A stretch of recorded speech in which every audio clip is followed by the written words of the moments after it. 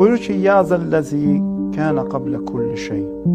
Allah'ı vəsf edir, Allah'ı bize tanıtırır. Çünkü Allah'ın varlığını qəbul etmək bu birinci mərhələdir. İkinci mərhələdə artıq onu eləməlisən, tanımalısan. Ki ona ibadəti nəyə görə etdiyinin fərqində olasan. Əgər bir insan Allah'a ibadət etmək istəyirsə və bunun şuurunda, bunun fərqindədirsə, o gərək tanısın sonra ona ibadət eləsin. Tanımadan ibadət etmək bu məntiqsizlikdir.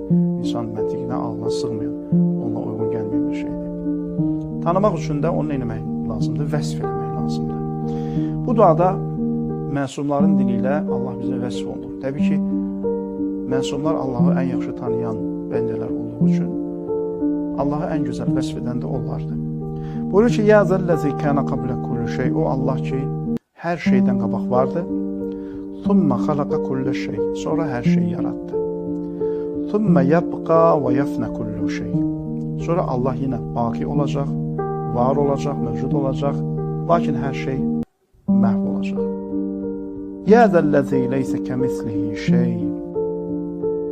Ey o Allah ki, onun misli və bərabəri, onun bənzəri yoxdur. Bu fəqərə, bu hissə çox önəmlidir. Tohidin demək olar ki, sütunudur.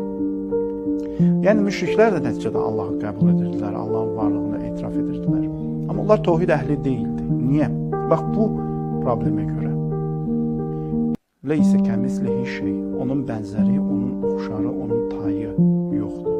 Bunu etiraf etmək insanı tohidə aparır. Bunu inkar etmək insanı hara aparır? Şirkə aparır. Ona görə bir insanın təkcə Allahı inkar etməsi onu belə deyək, zəlalətə sürükləmir.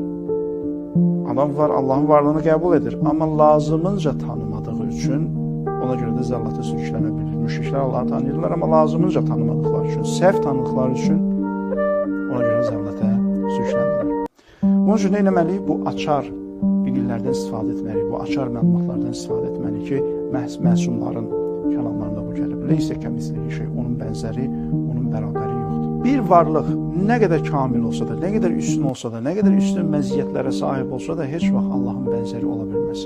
Qulat həddi aşanlar və ya Həzrəti İsa'nı ilahlaşdıranlar, məsumları ilahlaşdıranlar, bunlar harada? Yanlışlığa yol verdilər. O yerdə yanlışlığa yol verdilər ki, onlar bəndələri, yaranmışları Allaha bənzətdilər.